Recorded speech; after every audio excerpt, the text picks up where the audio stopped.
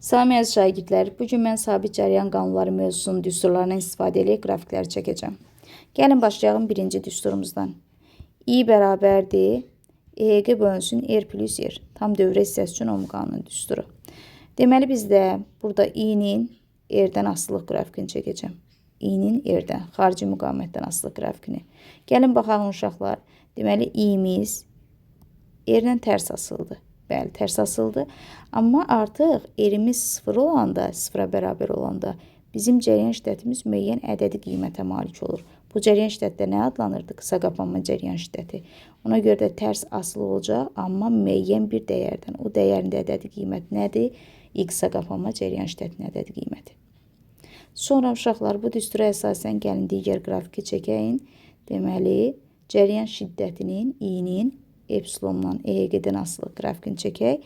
Düstura əsasən fikir verirsinizsə, I-miz EG-dən necə asılı olacaq? Düz mütənasib asılı olacaq. İkinci düsturumuz U bərabərdir. EG-R bölünsün R plus R. Bu düstura əsasən indi U-nun xarici müqavimətdən asılı qrafikini çəkirəm. R-dən asılı qrafikini çəkirəm. Və asılı qrafikimiz bu formada olacaq. Və buradakı dəyərimiz də EG-dir.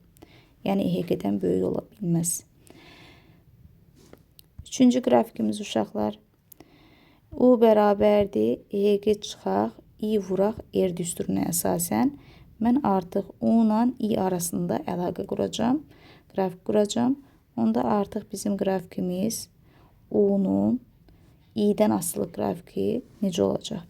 Fikir verirsinizsə uşaqlar, məsələn, I-nin qiymətini artırdıqca U-nun qiyməti nə edəcək? Azalacaq. Çünki mənfi işarəsi var.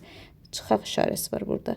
Artıq bizim asıllığımız tərs asılı olacaq, amma xətti tərs asılı olacaq. Xəttə tərs asılında qrafiki bax belə olacaq. Və buradakı dəyərlərə diqqət yetirmək lazımdır. Bəs buradakı dəyərlər hansıdır? Məsələn, uşaqlar, baxın, deyirəm ki, buradakı dəyərimiz hansı olacaq? Baxın, fikir verirsiniz, burada cəryan artıq nədir? 0-dır. Cəryan 0-a gedəndə U-muz nəyə bərabər olacaq? EG-yə. Deməli, buradakı hansıdır? Hansı dəyərdir? EG-nin dəyərdir, yəni epsilonun dəyərdir. İndi keçək buradakı dəyərə uşaqlar. Bəs buradakı dəyər hansıdır? Artıq görürsünüz, gərginliyimiz nədir? Burada artıq gərginliyimiz 0-a bərabərdir. U bərabərdir 0. Bax, bu qiymətdə artıq U 0-a bərabərdir. Onda U 0-a bərabər olanda düsturumuz necə olacaq? EG çıxaq, I vuraq, R bərabərdir 0. Və buradan da EG bərabərdir I, R. Və I də nəyə bərabər olacaq? Epsilon bölünsün R-ə.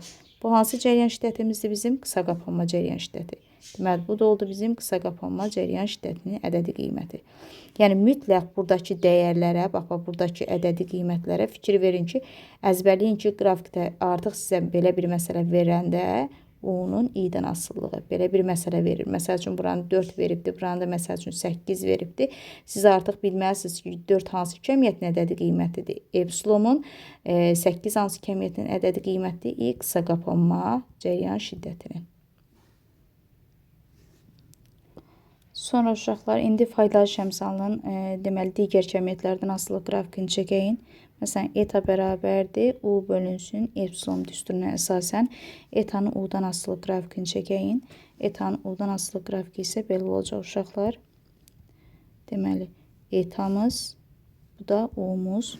Asılı qrafikimiz uşaqlar belə olacaq. Artıq eta U-dan görürsünüz necə asılıdır, düz mütənasib asılıdır. Amma artıq buradakı dəyərimiz 1 olanda artıq etamız nə zaman 1 olur?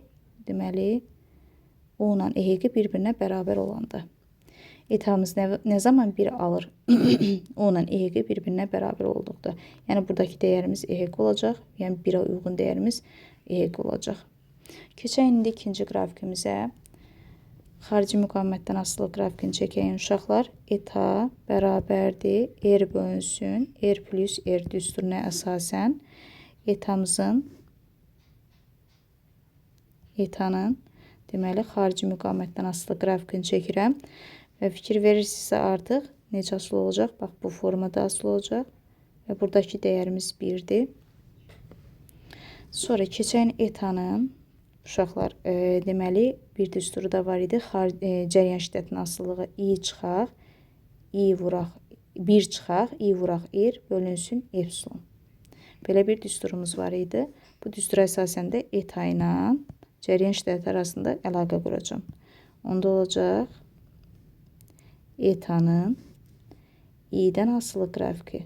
Və baxırsınız ki, uşaqlar, yenə qarşıda nə var? Minus işarəsi, mənfi işarəsi var. Yəni, i-nin qiyməti artdıqca eta nə edir? Azalır.